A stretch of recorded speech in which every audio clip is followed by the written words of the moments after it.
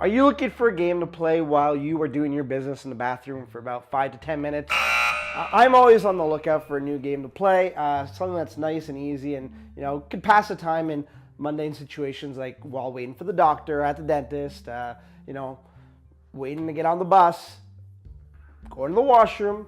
And I've got this game here called Nonstop Balls.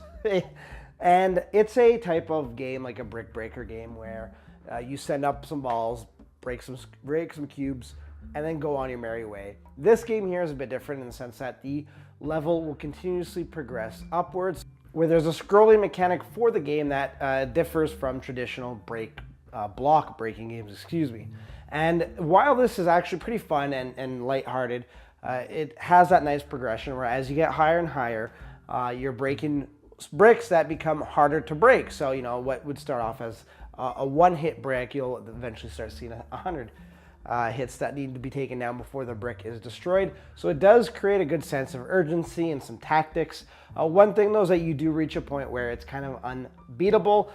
Thankfully, during the game, you do get some stars that you're able to upgrade your paddle with. I don't know if we even call it a paddle, your cannon. Let's call it the cannon. And the thing with that is, so you go ahead and you upgrade your cannon. The thing is, when you start your next game, the blocks will start off as harder than when you had it ungraded. So like you had a regular thing with 0 upgrades. Now you've invested, like a few hundred stars into certain features. Well, all of a sudden you start the game and some blocks are already at 100, whereas before it still took a bit of time for you to get to 100. So it's not really giving you a sense of actual progression. It's just giving you a sense of false progression, saying, oh yeah, well look, I invested this many stars into the game, into the cannon, and now I'm able to break all these blocks super easy. And then all of a sudden, like me, you get into a spot where you see like 1,000 hits on a block before you've even scrolled up. So what happens is it's fine. If you're not paying any money, and this game is free, and that's where it comes in. Like if you want to pay money to get more stars, do not do that. That is an absolute waste of money if I've ever seen one. You are literally throwing your money away because the game progressively gets harder the more you upgrade your cannon. Furthermore, one of the things that I find kind of shitty is that it doesn't really tell you this. You got to make, you got to do the calculations yourself. So if you do get an upgrade that's actually relevant, it's a minor one. And for a free-to-play game, I'm not really comfortable doing that, especially when it's serving a purpose of just kind of passing by a few minutes at a time. I myself will play one game and then I'm done. The reason for that is simple. After every single game, you're shown like a 30-second ad. So what happens is that I just close the game. I still don't know why game developers do this for mobile devices. Why would you stop a person from playing your game? Sure, you got to get paid, but there are tons of ways of doing that. First of all, I'm already showing an ad on the bottom of the screen the whole time I'm playing.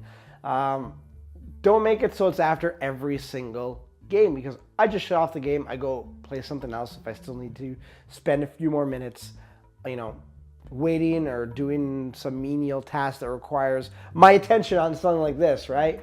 And I just see it as unfortunate because there is a lot of games like this in the market right now, like just simple number games where you have to repeatedly hit something, or it's a Candy Crush variant where you're just trying to eliminate blocks. Sure, not the same game, but kind of the same concept. Not obviously carbon copies, but you kind of get what I mean. Furthermore,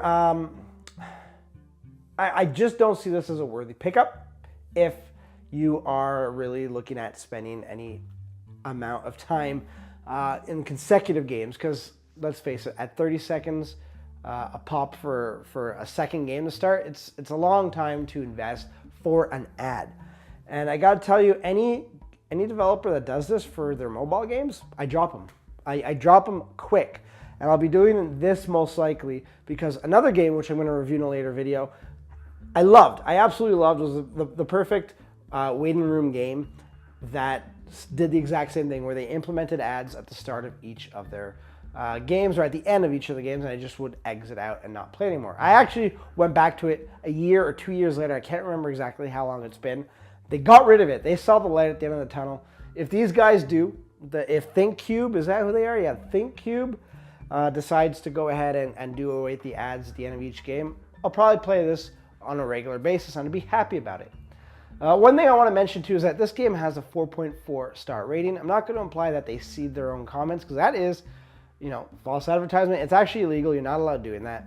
Not because it's false advertising, even though that is illegal and it's a separate realm. There is something against the terms and conditions for the App Store.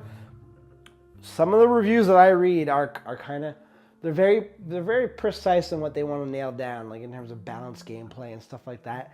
I don't know if anybody's picking this up for balanced gameplay, really. So there you have it. That's my opinion. If you want a game, try it a few times. It's fun for the first few games. It then gets frustrating when you realize there is no real progression.